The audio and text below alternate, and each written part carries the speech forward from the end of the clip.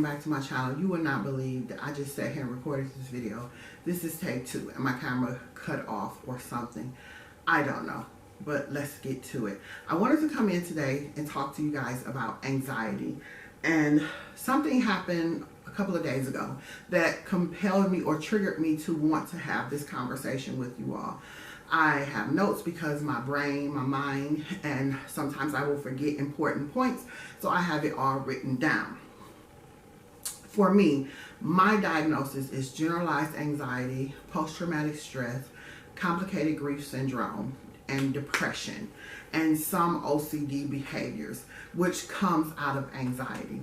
When people have anxiety, generalized anxiety disorder, they worry. Their mind is constantly turning. They're fixated on this: death, money, finances, health, family. Their mind is always on those types of things. For me, it began in childhood with my dad. I was always worried about him dying. Like, he's gonna die. Who would tell me? I mean, as a little bitty girl, I would worry about him dying. My family is not a family that experienced death often or frequently until 2000, when my grandmother passed away. And then after that, my dad. Then after that, my mom. Then after that, my sister. Well, no, my dad, my uncles, my sister, stuff like that. So death wasn't something that I was familiar with as a kid. I don't know 100% why I was so obsessed with worrying about my dad dying. I have a clue, but that is something that I'm still working through in therapy and coaching. So I don't know 100% yet. So I don't want to say why it came into my life. And so from my worrying about my dad dying, you know, I grew up or whatever, and eventually the thing that I feared happened. And for a while, I felt like I killed my dad. I really thought I killed him. Even though he died from complications from a motorcycle accident, I felt like I killed him. And then when my mom passed away, and then my sister, and that was so very traumatic because it was so unexpected and it was sudden. One moment I'm talking to her, the next moment she's dead. And it was just the most debilitating and crippling and devastating experience of my life. And so because of that, I developed post-traumatic stress syndrome on top of the grief, and then I became depressed because depression has never been my thing. I've always been anxious and had anxiety, but never depressed. But after my sister passed away, depression entered the picture along with the other diagnoses. So what I want to explain to people about anxiety is telling somebody with anxiety, oh, just stop worrying. It's like telling somebody with cancer, go into remission. It's not possible. That is the way their mind works. The mind gets stuck in these loops, and it's just in this loop, in this loop, in this loop. I'm worried they're gonna die. They're gonna die. They're gonna die. They're gonna die. They're gonna die. That's all you can hear. But through coaching and therapy and medication and cognitive behavior trainings, I am learning, and I have learned how to pull my mind out of those loops. So when it's like, oh, they're gonna die, they're gonna die, they're gonna die. No, I know how to gently push that thought away. I know how to refocus my mind and reframe what I see. And I'm okay. Some days you gotta do it all day long, and then other days you'll do it a little bit here, a little bit there. It depends on when the thought comes. You have to understand that every thought that comes to your head is not your thought. And every thought that you think is not to be entertained. Some of that stuff just needs to be gently pushed away, you know, and you replace it. And the way I help myself is I tell myself, death is a natural part of life. Death is a natural part of life. Because if I tell myself that, and when I understand that, then that takes the fear of death away. And it doesn't have to be as consuming, because as sure as we live, we are gonna die. And it's natural, but for whatever reason, it has always been my obsession that my loved ones are gonna die. I used to think that my dogs were dead. I used to think that Dee was dead. I used to think Tamaya was dead. I used to lay in the bed at night paralyzed with fear, like they're all dead. everybody's dead. They're dead. I know they're dead.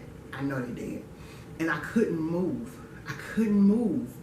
But I would get up and I would check eventually. Dogs were fine. Dee was fine. Tamaya was fine. Everybody's fine. I had to get help and get training, mental training, cognitive behavior training to help me counteract. I even get those thoughts now, like they're dead. Like if Dee is laying in the bed and she's snoring and then she just suddenly stops snoring, instantly she dead. That's my mind. She dead. She dead. Plus Dee had a heart attack 2 years ago. So that didn't help my situation. So when she's sleeping and she stops snoring, I'm like, she's dead. It's just that casual. She's dead. But I know, no, she's not. She's not dead. Death is a natural part of life. She's not dead. I'll look over or I'll touch her or something and she'll move.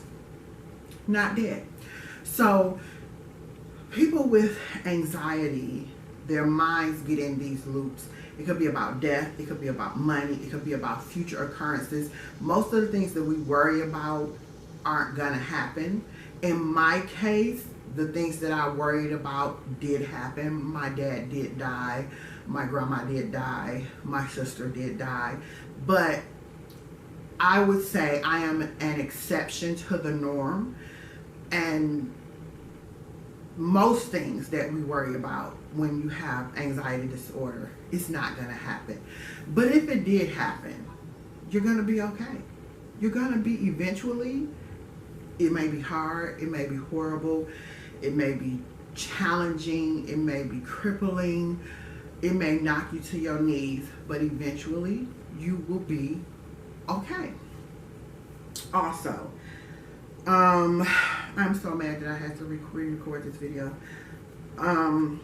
Procrastination. I used to be a humongous procrastinator. I still procrastinate, but not like I used to. I did not know that procrastination is a symptom of anxiety. I would have assignments and they would be so overwhelming that I would procrastinate and put them off and put them off. And I would be like, oh, I work well under pressure. And I do, but that's not true. It was anxiety. So now I've learned when I have an assignment, I break it up.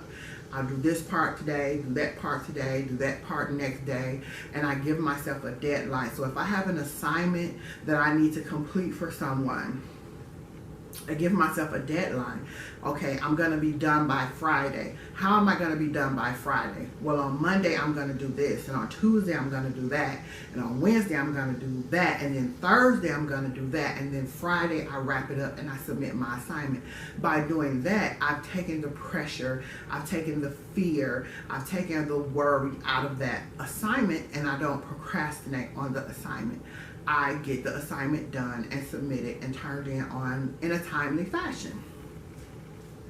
Also, complicated grief syndrome or complicated grief disorder is when you're grieving and it has lasted longer than 6 months and it is consuming, sometimes debilitating. You have these thoughts that just keep coming back and keep coming back and keep coming back related to the deceased. For me, my sister wanted to be cremated. I did not want to do it. I will never do it again. But I wanted to honor her wishes, and so I did it. And when I cremated my sister, in my mind, I already felt like, in my anxious mind, in my ill mind, I felt like I killed my sister. I felt like I just controlled her whole life and I killed her. And then when I had to cremate her, I'm like, yep, I burn her up in the oven. I just put her in the oven and I burned. I mean, I literally saw myself pushing her into an oven and closing the door. Mind you, I don't know what the cremation process is like. I don't know what it looks like. I was gonna look it up and my life coach told me absolutely unequivocally, you are not to look that up.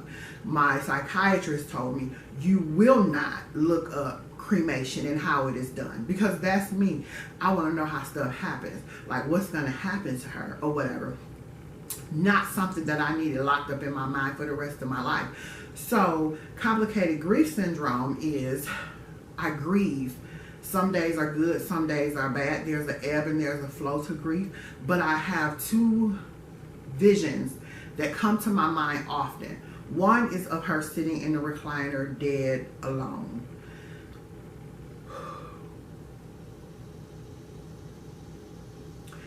And the other one is me putting her in the oven and burning her up. Now, I know that's not true. In my rational mind, I know that's not true. Was she in a recliner? Yes. Did she die in her recliner? Yes. Did I burn her up in the oven? No. Did I kill her? No. My rational mind understands that. My ill mind says, yes, you did. So but I understand that every thought that comes to me is not my thought and is not to be entertained. So I just gently push those thoughts away. I did not burn her up. My sister's in perfect peace. She's happy now. And I'm going to move forward. I have her ashes in this necklace. And I fixated on this necklace because I have an obsessive personality. I fixate. And I was so fixated. The reason why my sister's death was so traumatic for me was because I was so fixated and so obsessed with keeping her happy and keeping her alive. Not that she was unhappy, but she was all I had left to hold on to in my mental mind. All I got left is her, because mama died and my daddy died and my grandma died, and it's me and her and Joe and, you know, and my brother, and me and him ain't close like that, and my sister is all I got. I belong with her. I got it. I gotta hold on to her. And she died. And it was traumatic and it was horrible. And I cremated her. I had some of her ashes put into this necklace. And I never took it off. Never. I would take it off the shower every day and I would put it back on. Well, I developed contact dermatitis. And I went to the doctor like, what is wrong with my neck or whatever? Because this is all real. It's not fake. So I knew I didn't have cheap jewelry on. And I didn't even connect it to the necklace. And the doctor says, you got to take the necklace off. That broke my heart. Because to me, my sister has been taken away from me again. It took me about a week to take this necklace off. When I say my neck was on fire for like a week, I was on fire. Eventually, I took it off, and now I don't wear it as much. I wear it, but I don't need it to be okay. Like in the beginning, I needed it to be okay. I don't need it like that. Other ways that I cope with anxiety is my dogs, who you all will meet later this week. I have a life coach. I go to therapy. I go to group therapy, and I know ways of dealing with my anxious thoughts. One thing that happens when you have anxiety for me is that some days I'm so anxious that I'm afraid to go outside of my house. I'm afraid. The way I have begun to counteract that is every morning, in the morning, I get up, I get my dogs, and we go for a walk. We live in a subdivision, so it's quiet. I've been doing it today was day 2. And it is such a amazing experience because it's quiet, it's serene, nobody's out, nobody's moving. It's just me and my dogs, and we're walking. And it's peaceful, and it's quiet, and it's calm, and we just walk. Does it hurt? Yes, it irritates my pelvic floor, but for my mental being and my soul and my spiritual being, it is the best thing that I have done. This is a morning ritual that I see is gonna change my life in a lot of ways. We did it. We went out this morning. I got my dogs. We went out. We walked. Like the first day I did it, I went too far. And I pushed my pain too far. My goal is to make it around the entire subdivision. When that will happen, I don't know. I don't have a deadline. When I'm out there walking with my dogs, it's like peace. It's perfectly still. Perfectly still. And we just walk. And we just talk. I talk to them, or I'm just quiet and I'm just listening for God to say something to me. And I start my day like that. And it makes my day easier. And no matter what comes at me, I'm more balanced. I'm more settled in myself, because I can be frantic within myself. But when I'm walking, I'm none of that. I'm just... And my family gives me that time alone. Because when you have a family, it's difficult to get alone time. And so in the morning, I am able to just get my dogs and I go out, and it's just me and them and nature and God, and we walk. And it's wonderful. It is wonderful. So when you're dealing with a person who has anxiety or other mental illnesses, because anxiety, generalized anxiety, PTSD, depression, those are illnesses, just like arthritis, just like endometriosis, just like lupus, just like CP. It's an illness. They're sick. It is an illness.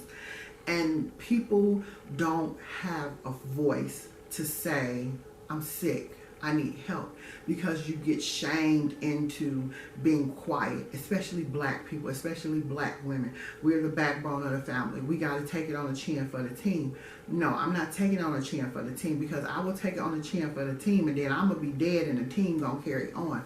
No, you have to get help. And so I share my experiences because some other woman can't share her experience, and hopefully she will come across this video and be like, hey, you know what, that's me, this is this. So hopefully it is teaching you something. Hopefully it's giving you some nuggets. Even with my sister and with grief, and the grief that I deal with, it was traumatic and it was horrible and it hurt me to my core. But when I'm fully recovered, I will be able to tell other people who are grieving, hey, I know a way out. I know a way out. And it ain't through closure. Closure is a myth. That's not real. It's unhealthy. It's counterproductive. No, you stay open and you come slowly, step by step, moment by moment, tear by tear, breath by breath. You can get out. The reason why I know I can get out is because, or I can help people get out, should I say, is because somebody came into their darkness and helped me get out. So I know that my videos lately,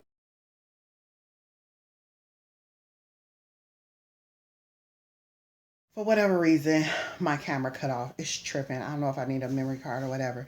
But I was ending my video with saying that I know my videos have been very kind of heavy, maybe intense for some people lately. But this is what my channel is about. My channel is for the whole woman, mind, soul, and body. That includes beauty. That includes makeup. That includes what happens on your insides. That includes what happens on your outsides.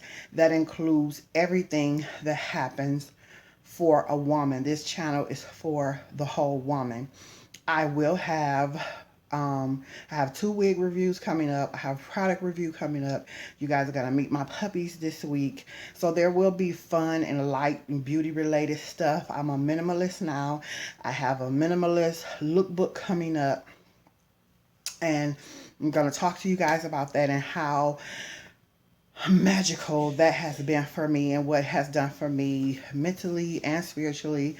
I have a lot coming up on my channel. I am just super excited to be back, to even have the mind to record again, because for so long I was unable to do anything. I was unable to write. I was unable to record. I was unable to do anything except for get out the bed, go to the bathroom, and get back in the bed. But I am starting to come back around. as I go through this recovery and as I discover myself and as I get my footing and get my life back together and adjust to my new normal without my sister, I am going to be okay. And that's what I want to leave you all with. When you're in those moments and you're feeling anxious or you're feeling overwhelmed or you're feeling like I just can't take it no more, I want you to just stop, close your eyes,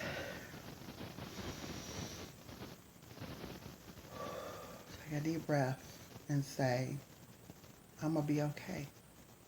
Come what may, I'm going to be okay. Because that is the truth of the matter. If you want to, come what may, you will be okay. Thanks for watching. Remember to rate, comment, subscribe, share. Talk to me in the comment section. You got questions? I probably have an answer. And I will talk to you all in another video. And remember, breathe in, breathe out. I'm going to be okay. Bye, guys.